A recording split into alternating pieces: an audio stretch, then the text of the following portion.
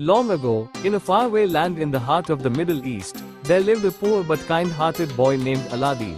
He lived with his mother in a small, simple house. After his father passed away, life became difficult for them. Aladdin was a playful, carefree boy who often wandered around the streets, spending his time watching street performers, merchants, and storytellers. His mother frequently scolded him, urging him to find work and help with their daily needs. But Aladdin, being young and careless, paid little attention. His life was about to change forever when he met a mysterious man. The strangers offered one day. As Aladdin was walking through the market, a well-dressed man approached him. The man smiled warmly and asked, "Are you the son of Mustafa, the tailor?" "Yes, I am," replied Aladdin, confused. The man smiled even wider and said, "I am your uncle. I have been traveling for years, and I have finally returned to see my family. I wish to help you and your mother."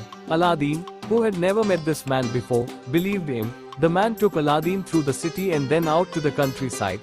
They walked for hours until they reached a quiet, rocky area at the foot of a small hill. The man stopped and said, "My dear nephew, there is something valuable hidden under these rocks. Only you can get it for me. If you help me, I will reward you greatly." He then chanted some magical words, and the ground shook. A large stone rolled away, revealing a dark entrance leading underground. The man looked at Aladdin and said, "Go inside, my boy. You will see many treasures, but do not touch them. Find a small, old lamp and bring it to me. That is all I ask." Curious but afraid, Aladdin climbed down into the cave. The hidden treasure. Inside the cave, Aladdin's eyes widened in shock. The walls sparkled with gold, jewels, and treasures he had never seen before. The ground was covered with piles of silver and gold coins. There were gemstones of every color. At the center of the cave, on a small stone pedestal, was an old, dusty lamp. It didn't look valuable, but remembering the man's instructions, Aladdin picked it up. As he looked around at the other treasures, he thought, "Why should I leave empty-handed?" He filled his pockets with a few jewels and coins. Carrying the lamp, Aladdin called out, "Uncle, I have the lamp. Pull me out." But the man shouted, "Pass me the lamp first." Aladdin refused. "Pull me up first, then I will give you the lamp." The man's kind face suddenly twisted into a look of anger. "Foolish boy, you dare disobey me," he roared. In a fit of rage, he chanted magical words, and the ground rumbled again. The entrance to the cave closed, trapping Aladdin inside. The power of the lamp. Aladdin sat on the cold floor of the cave, hopeless and afraid. He tried to find a way out, but there was no escape. Feeling tired and frustrated, he wiped the dust off the lamp with his sleeve. Suddenly, thick smoke poured out of the lamp, and a giant figure appeared before him.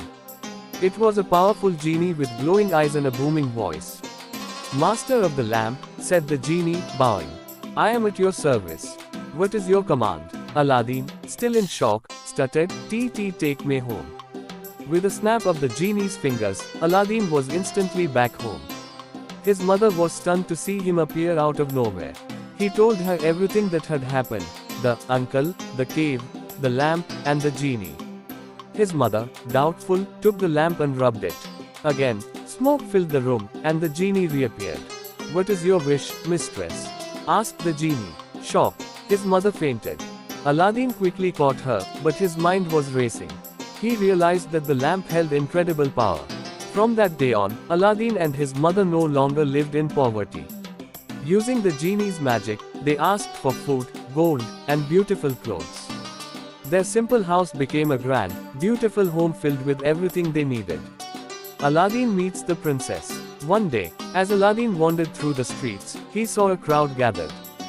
Everyone was looking at a procession. Guards marched ahead of a beautiful young woman, riding a white horse. People whispered, "It's Princess Jasmine, the daughter of the Sultan." Aladdin's heart filled with admiration and love. She was the most beautiful woman he had ever seen. "I must marry her," he thought. But how could a poor boy like him marry a princess? He went home and told his mother, "I want to marry the princess." His mother laughed. "Are you mad, Aladdin? The Sultan will never allow it." But Aladdin had a plan. He called upon the genie and said, "I want to be a prince. I need fine clothes, servants, and gifts for the Sultan." In a flash, the genie transformed him into a handsome, royal prince. Aladdin's clothes shimmered with gold, and he rode a magnificent horse. He went to the Sultan's palace, carrying chests of jewels as gifts. The Sultan was impressed. Seeing Aladdin's wealth and charm, the Sultan agreed to let him marry his daughter. The Sorcerer's Revenge. Meanwhile, the sorcerer, the same man who had left Aladdin trapped in the cave, learned of Aladdin's newfound wealth and power. Furious, he disguised himself as a merchant selling old lamps. New lamps for old, he cried in the streets. New lamps for old. Princess Jasmine, not knowing the value of Aladdin's old lamp, decided to trade it for a new one. When the sorcerer got the magic lamp, he laughed wickedly. Now I am the master of the lamp. He summoned the genie and said, "Take Aladdin's palace, the princess, and everything inside to a distant land." The genie obeyed, and when Aladdin returned home, his palace was gone. His heart filled with despair. Where is my home? Where is my wife? The final battle. Aladdin traveled far and wide, searching for his palace. After days of searching, he found it in a distant land. Disguising himself as a merchant, he sneaked into the palace. The princess was overjoyed to see him.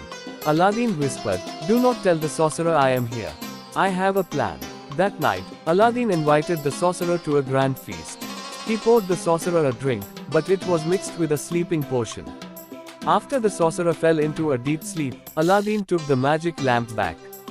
He summoned the genie and said, "Take my palace, my wife, and everything back home." In an instant, everything was restored. The sorcerer was never seen again. The happy ending. With the sorcerer defeated, Aladdin lived happily with his wife, Princess Jasmine. He no longer relied on the magic lamp, for he had learned that true happiness comes not from wealth or power, but from love, courage, and kindness.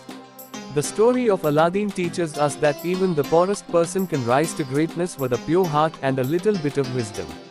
And so, Aladdin's story lives on, told for generations as a tale of adventure, magic, and love.